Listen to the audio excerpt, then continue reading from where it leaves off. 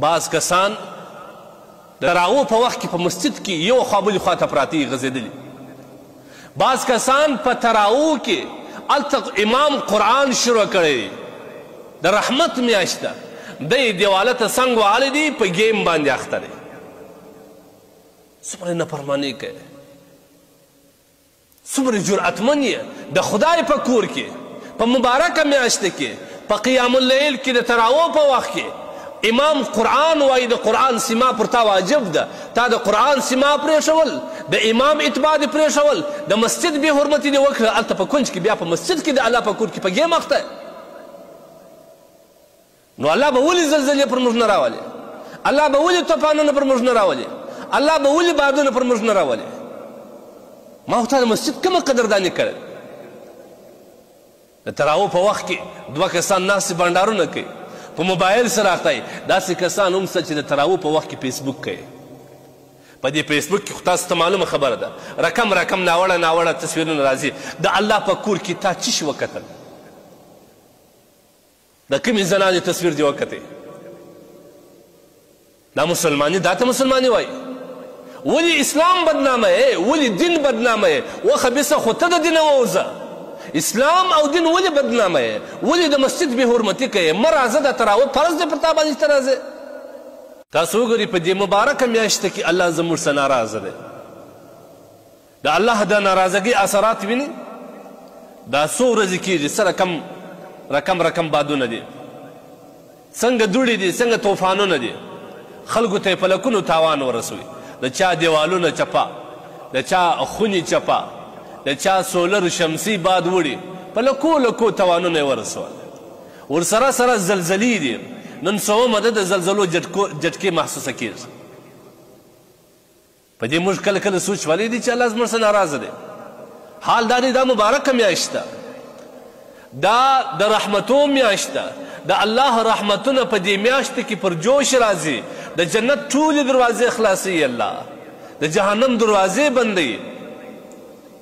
او په دغه میاشت کې الله د بندگانو مغفرت ته بهانه غواړي. بندگان په زرګونه نه، په لکونه نه، په میلیونو باندې، په اربو باندې، دور تعداد باندې انسانان د جهنم د اور نه ازادي الله پاک.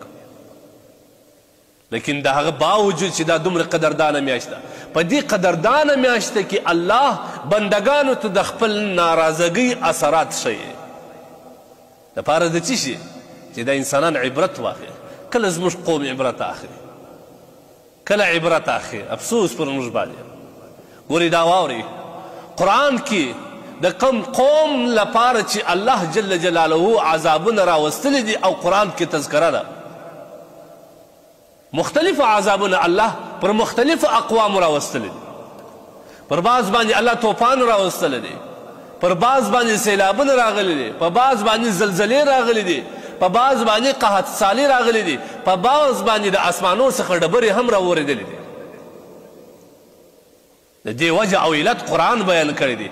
وجه او علت یې دا دی چې دا خلک د الله او د الله د رسول نافرماني کول، د الله پر رسول استهزاء ول، مذاق او رشخند په وهي، د الله قول او د الله احکاماتو ته توجه نه کول، سرغړونه کول.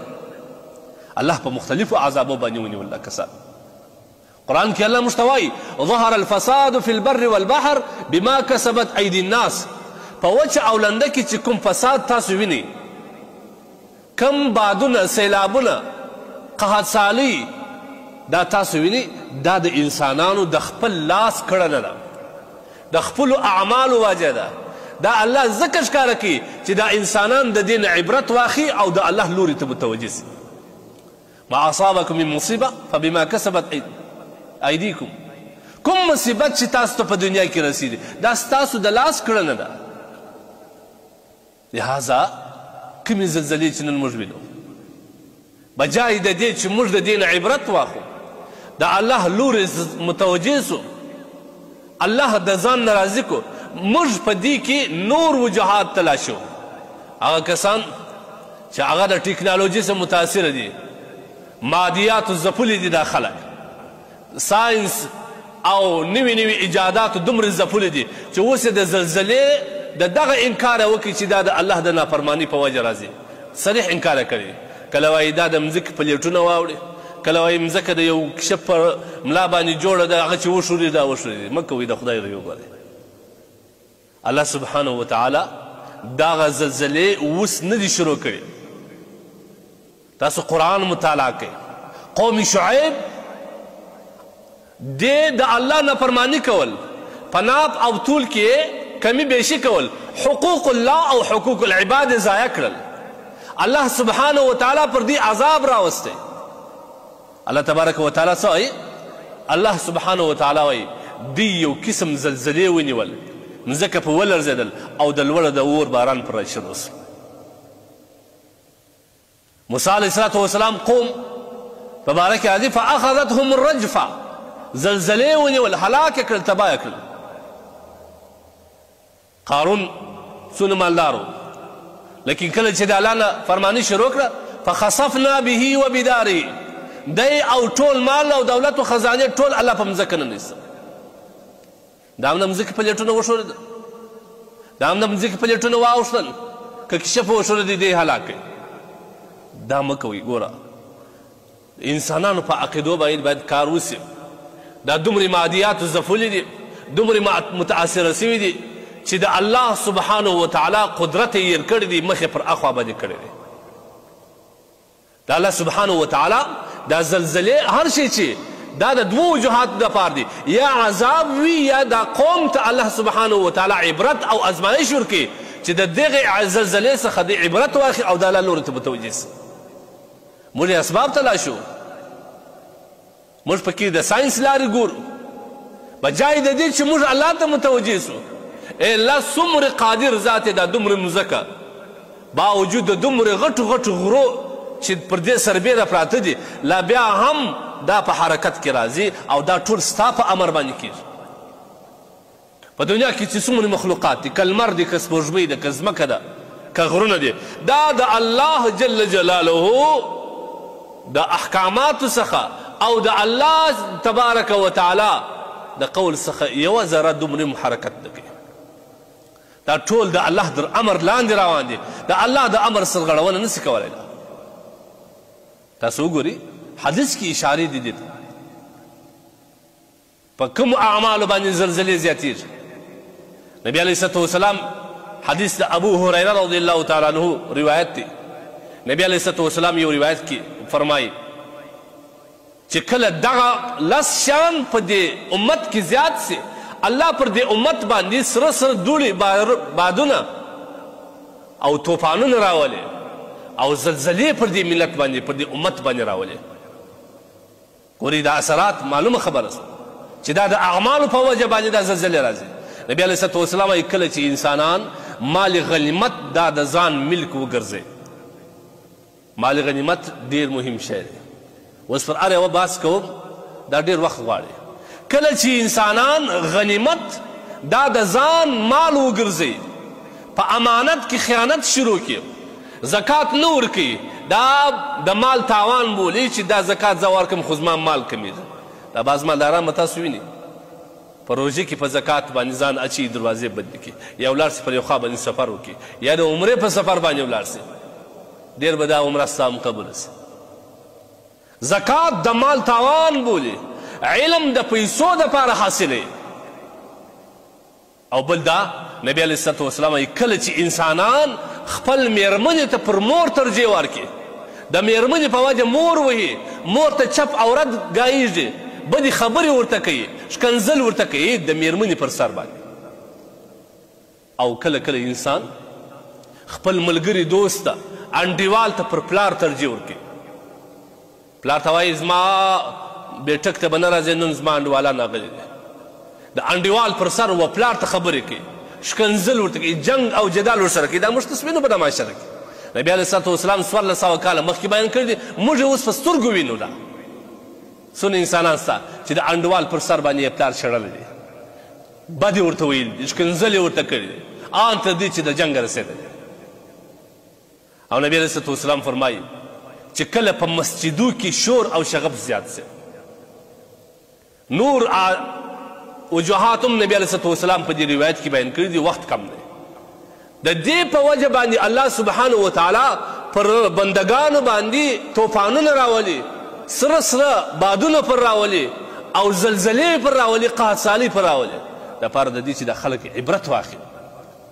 تاسو وګورئ په مسجدو کې شور و شغب زیات دی که نه دی؟ نن سبا چې کوم تراویح په مساجدو کې کېږي، دا ویډیو به تاسو وینئ، دا ویډیو کلیپان د سوشل میډیا د لارې بعض کسان د تراویح په وخت کې په مسجد کې یو خوا بلې خوا ته پراته یي غځېدلي.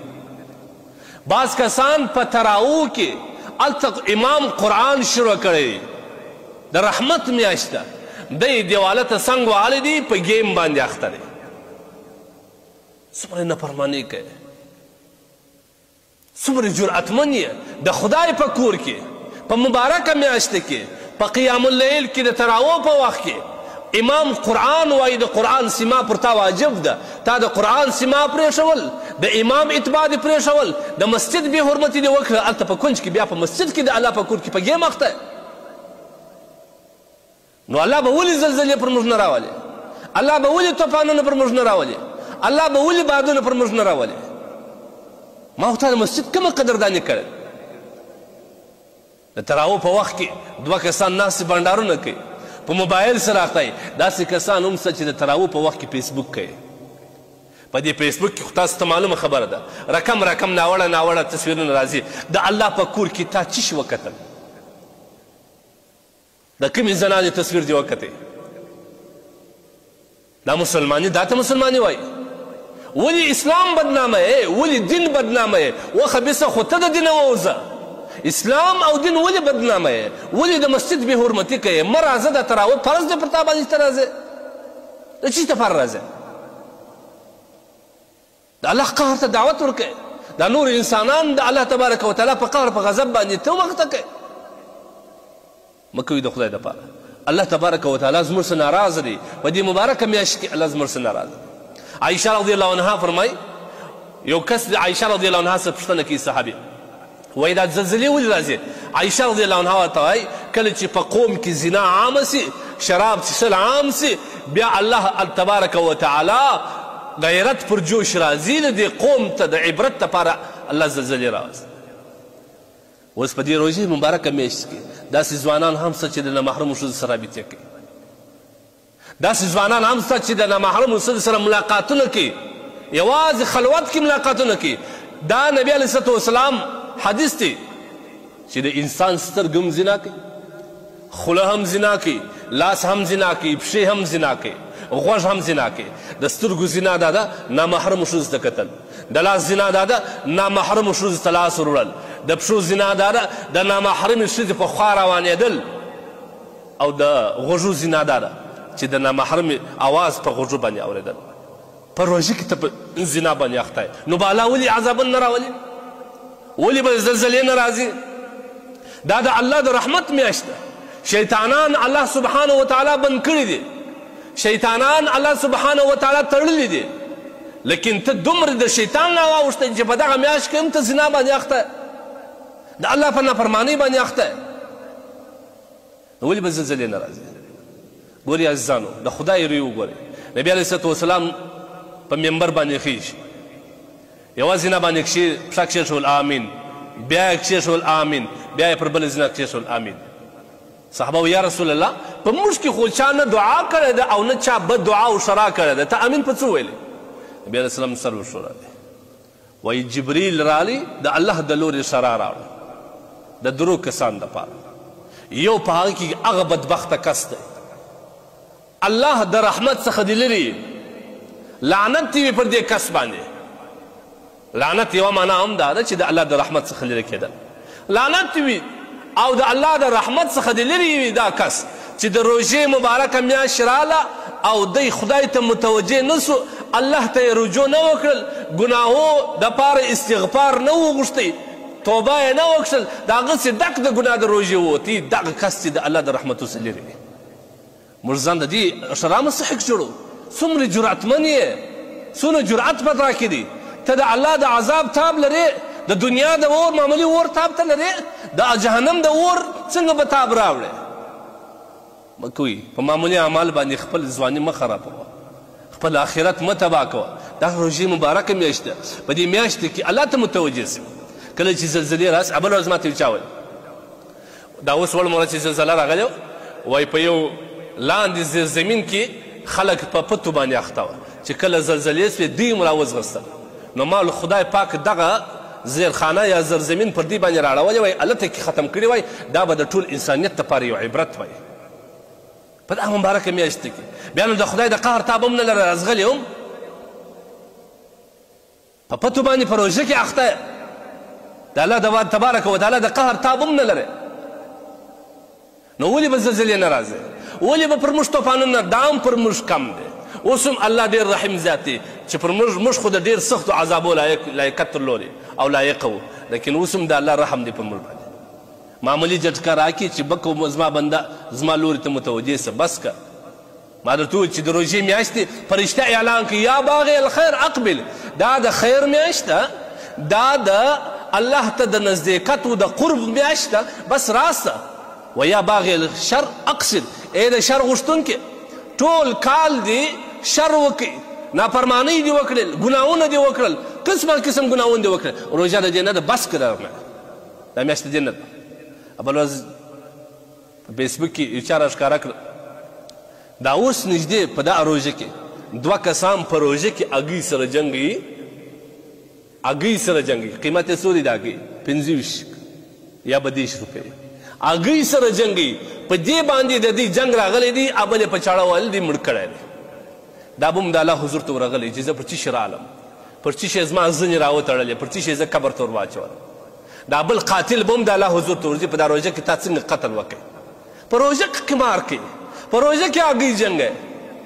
سبحان الله. دا څه رقم د بني اسرائیل عادات په موږ کې سته، څه رقم د بني اسرائیل عادات په موږ کې سته.